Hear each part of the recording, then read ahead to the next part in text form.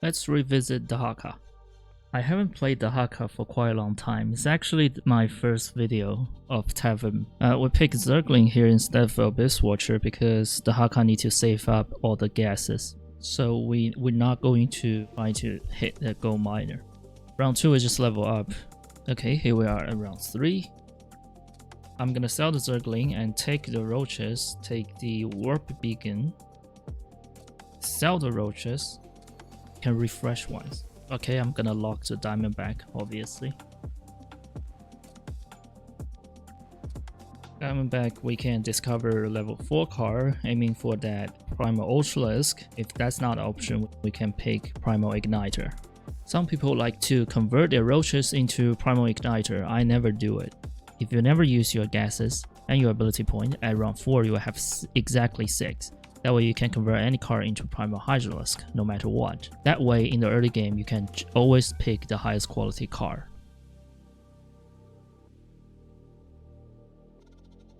When there's a limited amount of card in the card pool, when people take a copy of Primal Hydralisk, you will have less chance to discover them.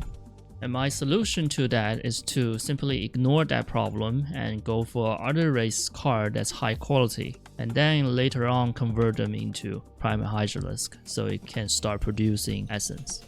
Okay, nice. We're gonna level up. I believe in the tutorial I didn't have any logs to discover the Dehaka. Let's see. Yes! Alright, so that's pretty much it. If we don't make any big mistake, we should have this game, or at least second place. So we're gonna spend all of our ability points on the Dehaka, and later on if we find Primal Ultralisk, we're also gonna upgrade our Primal Ultralisk. Primal Igniter was just a simple front line. However, Primal Ultralisk and Dehaka can also do the job. And in fact, Primal Ultralisk is much more tankier with AoE attack, and if you upgrade them, they have anti-air.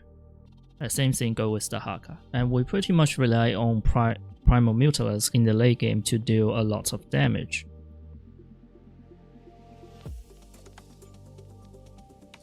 Alright, we're gonna take the Primal Ultralisk. Alright, let's save this Riven. So Riven, Sentry, the Tal'Darim Sentry, I don't know what it's called. Those are very good units to have. The way you can have them with the Dehaka is to use your hero ability to merge them by converting them into Primal Hydralisk and then triple that card. Alright, we upgrade all of the Dehaka and we upgrade all of the Primal Ultralisk. We should save our Muta. So let me have this enter and convert.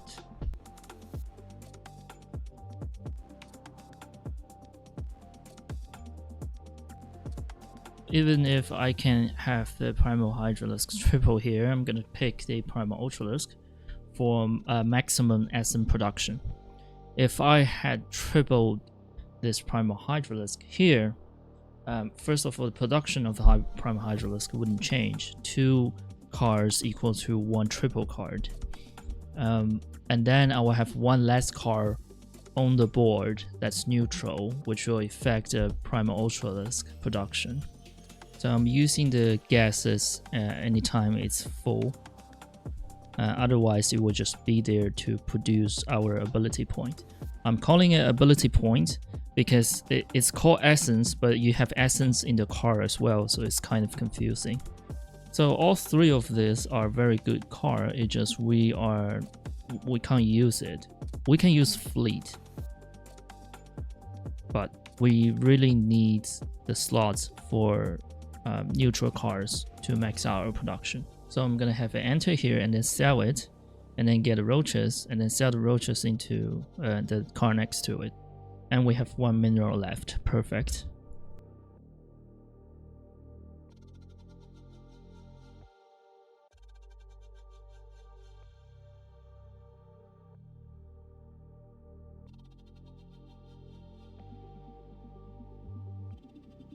We are going to take the Primal Roaches, sell it, and have our...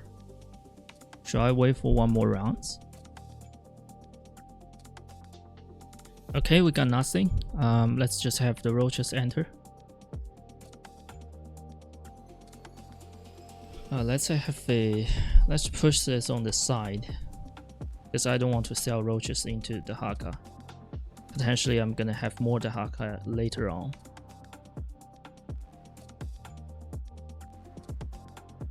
I could take Vorozu, but I don't want to spend any gases on her. We're gonna save our essence for one actual round. Stukov trying to do that level 6 comp here, but unfortunately, this is what you get for taking my Primal Hydralisk. See, Dehaka was actually soak up a lot of damage, on top of that doing anti-air, and also the same idea for Primal Ultralis.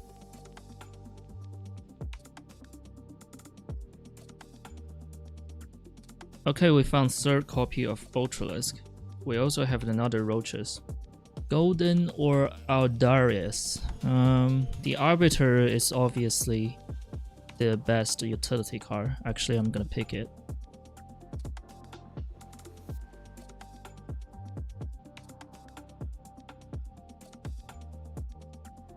So we're fighting Changeling here, and he's number 1 right now in terms of health. So I'm going to have my Mutalisk enter, and I'm gonna spend all of the gases.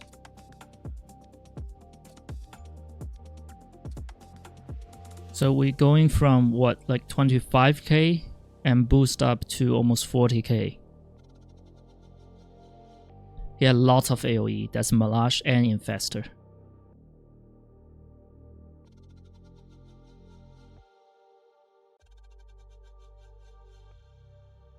This just demonstrates the value of AoE here. AoE plus poison.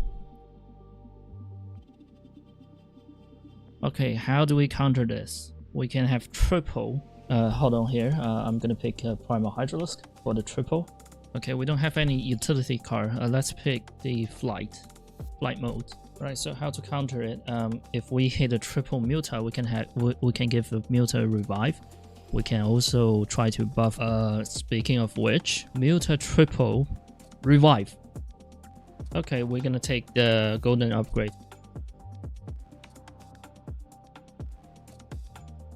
So let's see what happened on the other side. If he bring me down with the AoE, these full ray wouldn't be able to handle it.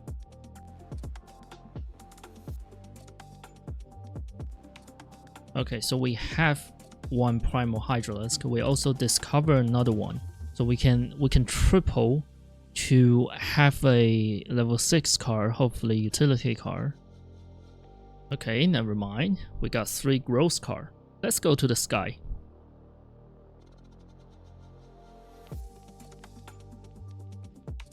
So let's spend all of our ability point and then fully upgrade our Mutalisk.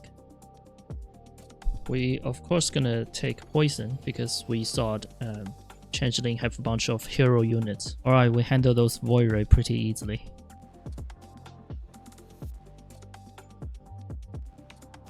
Well, it seems like our strategy is working, even if he had a lot of AoE with poison, but increase the total amount of health, give us more time.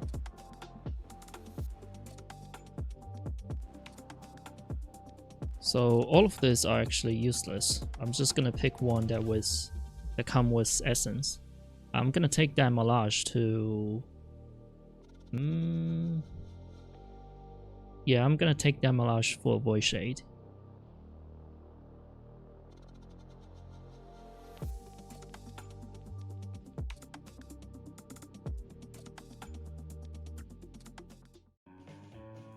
So we don't have another faction. We only have one that's neutral. That means our Void Shade wouldn't active. But the good news is most of our army are flying. That basically make his Lurker and River useless.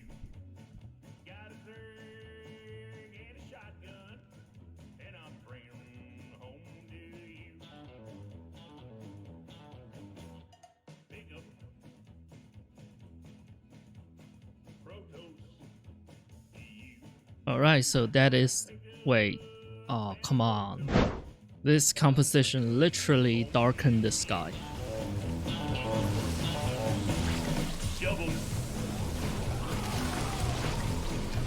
in